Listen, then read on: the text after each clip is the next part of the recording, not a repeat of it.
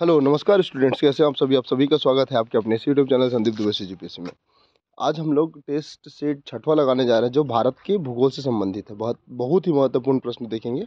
इसके बाद इसका प्रीवियस ईयर का कोई क्वेश्चन लाएंगे 2016 से लेकर 2022 तक का। ठीक है, अभी इसको करते हैं। अगर आप इस चैनल में नए होंगे तो कृपया करके चैनल को सब्सक्राइब कर लीजिएगा और अपने दोस्तों के साथ शेयर करिएगा। क्वेश्चन थोड़ा डिफिकल्ट है, जैसे अब क्वेश्चन का पैटर्न है उसके बिहाफ में तैयार किया गया है। ठीक है, निम्न कथनों को पढ़कर आपको बताना है कि कौन सा कथन सही है। यहाँ पर लिखा है भारत का पूर्वी पश्चिमी विस्तार उत्तर दक्षिणी विस्तार से कम है। ये पूर्वी और ये पश्चिमी 2933 एक समथिंग समथिंग डाटा, और ये लगभग 3200 से ज़्यादा है। ओके, 3310 के आसपास। तो आपको बताना है, देखो ये तो उत्तर से दक्षिण 3300 के आसपास ले लेना और ये 2900 के आसपास है। तो कुल मिला के जो कथन दिया हुआ है ना, विस्तार पूर्वी पश्चिम का उत्तर दक्षिण से कम है, तो ये सही कथन है। ओके, दूसरा कथन क्या है कि भारत का जो अक्षांशी और देशांतरी विस्तार का जो डिग्री है वो लगभग 30 डिग्री के आसपास है। लगभग ना, बिल्कुल सही है। जैसे मान लो ये भारत का नक्शा है, ऐसे करके तैयार करते हैं। देखो ये कितना है 68, ये कितना है 97। ठीक है, और दोनों को जब माइनस करेंगे तो 29.7 के आसपास कुछ आंसर आएगा। तो लगभग 30 के आसपास है। वैसे ये है 8 डिग्री 4 मिनट से अक्षांशी विस्तार ना 37 डिग्री 6 मिनट, तो ये भी लगभग 30 है। तो ये दूसरा कथन भी सही है। तो इसका आंसर क्या होगा? ऑप्शन ए, दोनों कथन सत्य है। अगला प्रश्न देखते हैं कि कथनों को पढ़ के बताना है कि कौन सा कथन सही है। भारत का जो मानक याम्न उत्तर है, उत्तर प्रदेश, मध्य प्रदेश, छत्तीसगढ़, उड़ीसा, आंध्र, तमिलनाडु से गुजरता है सीधा 82 डिग्री 5 मिनट। और दूसरा कथन दिया हुआ है कि जो गुजरने वाला जो याम्य उत्तर है ना 30.80.30 डिग्री है। ठीक है, और दूसरा कथन है कि छत्तीसगढ़ से कर्क रेखा और मानक रेखा दोनों गुजरती है। तो देखो पहला जो कथन दिया हुआ है उसमें आप थोड़ा अच्छे से अगर देखे होंगे तो आपको समझ आएगा ये गुजरता तो है लेकिन ये तमिलनाडु को स्पर्श नहीं करता, तमिलनाडु को टच नहीं करता, बाकी पांचों को टच करता है। तो पहला कथन तो गलत हो गया। जबकि दूसरा कथन है कर्क रेखा और मानक रेखा दोनों छत्तीसगढ़ में गुजरती है, काटती है कोरिया के आसपास। तो दूसरा कथन सही है, पहला गलत है। इसका आंसर क्या होगा? Option number D. ओके, अगला प्रश्न देखते हैं कि निम्न कथनों को पढ़ के इसका आंसर बताना है कि हिमालय विश्व का सर्वाधिक ऊंचाई और विषम पर्वत श्रेणी है जिसकी चौड़ाई पूर्व से पश्चिम की ओर बढ़ती जाती है। देखो चौड़ाई सही बात है, पश्चिम से पूर्व की ओर घटती है तो पूर्व से पश्चिम की ओर बढ़ेगी। तो आपको हमेशा मैप में याद रखना है, ये उत्तर है, ये दक्षिण है, ये पूर्व है, ठीक है, और ये पश्चिम है। तो ऐसे जब जाएंगे ना तो यहाँ सकरा मिलेगा, यहाँ चौड़ा मिलेगा। ओके, तो कुल मिला के पहला कथन सही है। हिमालय के पश्चिमी भाग की अपेक्षा पूर्वी भाग की ऊंचाई अधिक है। बिल्कुल, जैसे नंगा पर्वत आपको मिलेगा, कहाँ मिलेगा भाई? ये मिलेगा आपको जम्मू कश्मीर में। ठीक, फिर जैसे आप इधर जाएंगे ना तो माउंट एवरेस्ट कहाँ मिलेगा आपको? नेपाल में।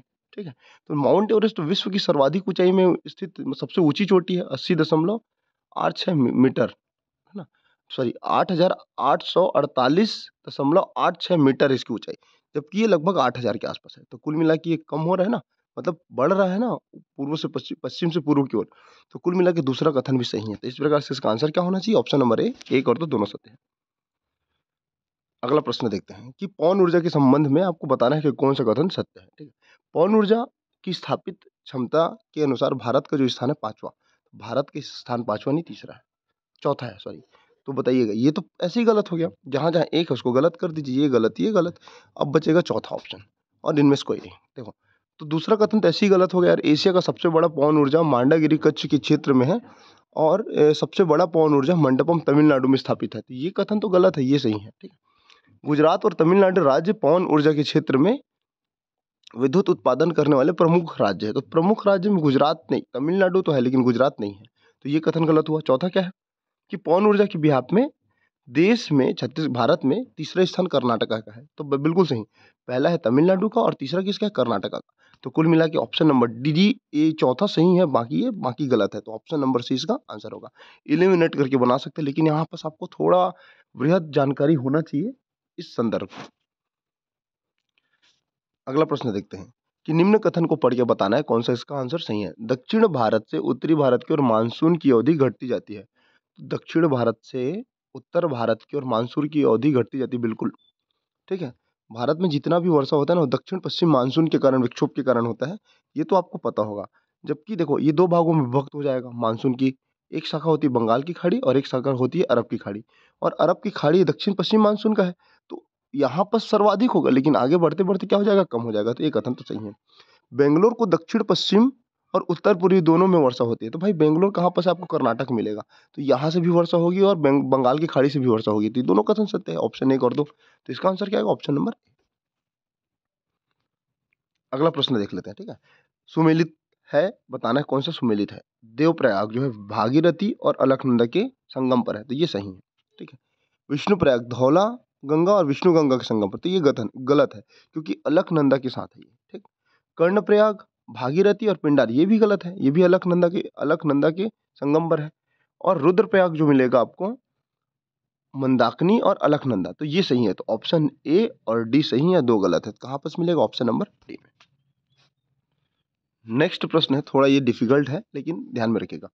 अल नीनो पूर्वी प्रशांत महासागर में पेरू तट के निकट उष्ण समुद्री धारा के रूप में प्रकट होती है। देखो ये कथन तो सही है, ओके। ला नीनो पेरू के तट के निकट दिसंबर माह में गर्म जलधारा है, तो ये कथन गलत है, क्योंकि ये ठंडी जलधारा है। तो कुल मिला के दूसरा गलत, तो जहां जहां दो दिखा काट दो। अच्छा, अब तीसरा देखते हैं।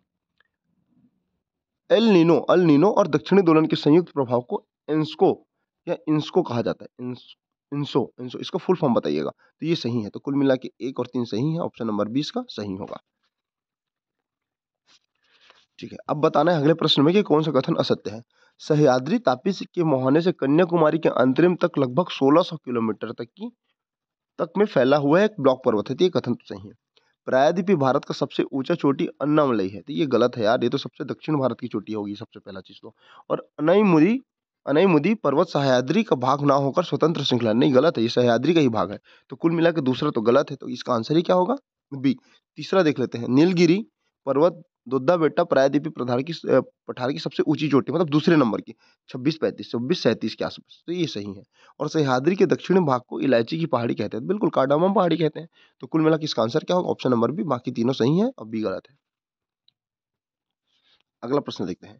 पश्चिम बंगाल की जो सीमा है नेपाल भूटान और बांग्लादेश से लगती है, बिल्कुल ये आपको मैप जब आप क्लियर करेंगे ना, तो मैप में आपको समझ आ जाएगा कि ये जो हमारा पश्चिम बंगाल है ना, वो नेपाल भूटान और बांग्लादेश को, तीनों देश को टच करती है। दूसरा जो कथन है, बांग्लादेश भारतीय राज्य मेघालय त्रिपुरा और मिजोरम की सीमा को शून्य रेखा कहा जाता है, तो ये गलत है भाई। तो ये जो है इसका आंसर क्या होगा, ऑप्शन नंबर 1 सही होगा और 2 गलत होगा, तो इसी कारण इसका आंसर क्या हो जाएगा, ऑप्शन नंबर सी।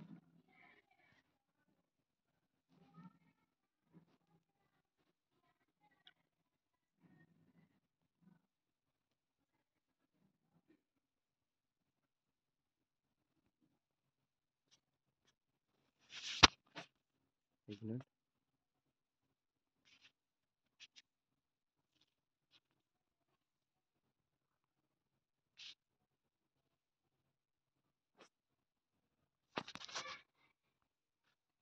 ओके, अभी प्रीवियस ईयर का क्वेश्चन, इसको भी हम लोग लगा ही लेते हैं, बाकी उसको भी कंटिन्यू करेंगे, ठीक है।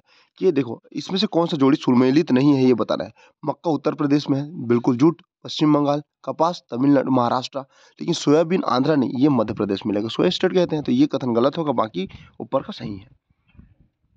देखो अगला प्रश्न है कि बर किंघम नगर किस स्थल पर या फिर कहाँ पर स्थित है। तो देखो ये हमारा दक्षिण भारत का पार्ट है, ठीक।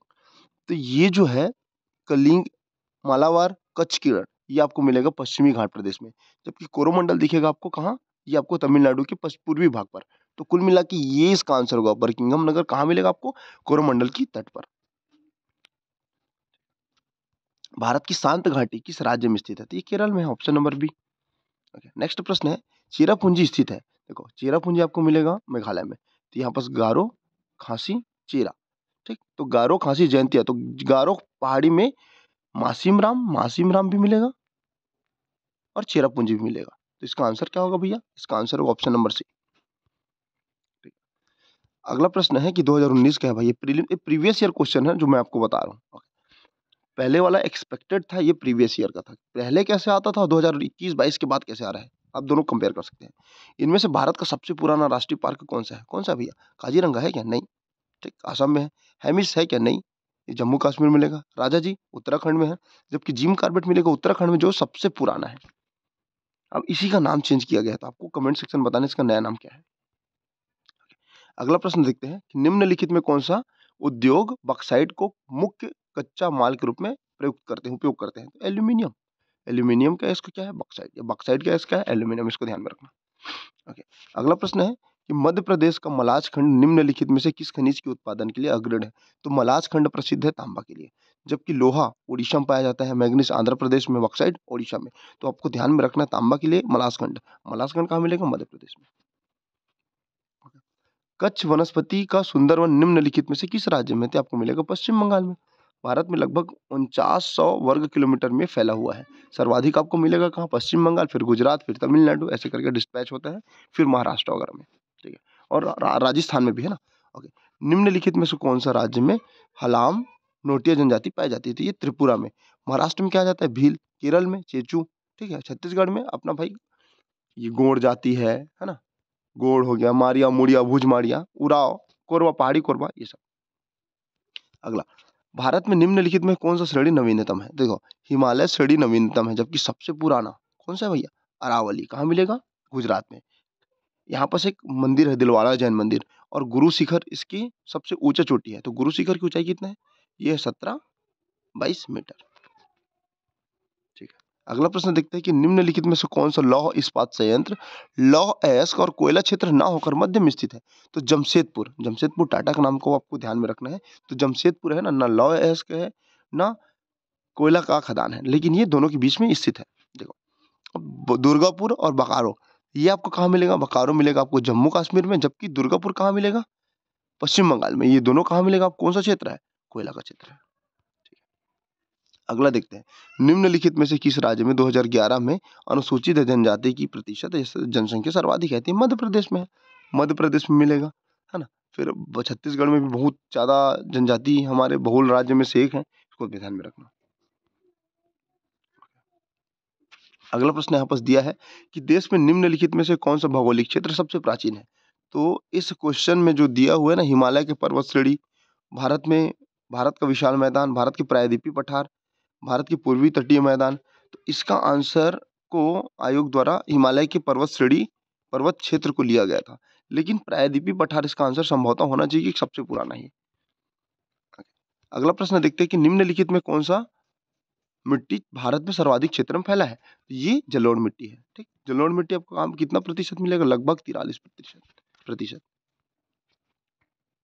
नेक्स्ट प्रश्न है कि निम्नलिखित में कौन सा महत्वपूर्ण सोयाबीन उत्पादक राज्य है? कौन सा है? मध्य प्रदेश अभी भी है, जबकि गन्ना के लिए उत्तर प्रदेश गन्ना है, गेहूं, आलू, और गुजरात में काटन मिलेगा, टैबैको मिलेगा, मतलब तंबाकू, मूंगफली, जबकि राजस्थान में क्या मिलेगा आपको? सरसों, बाजरा।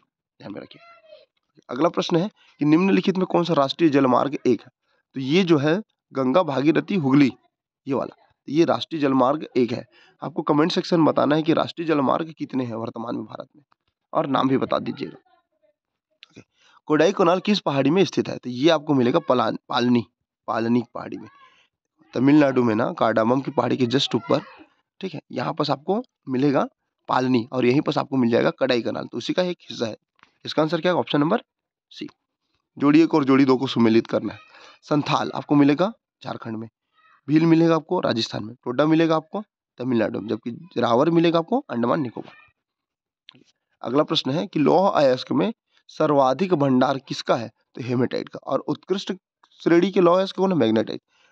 लौह अयस्क कितने प्रकार के होते हैं? हेमेटाइट, मैग्नेटाइट, सिडराइट और एमोनाइट, 4 प्रकार के।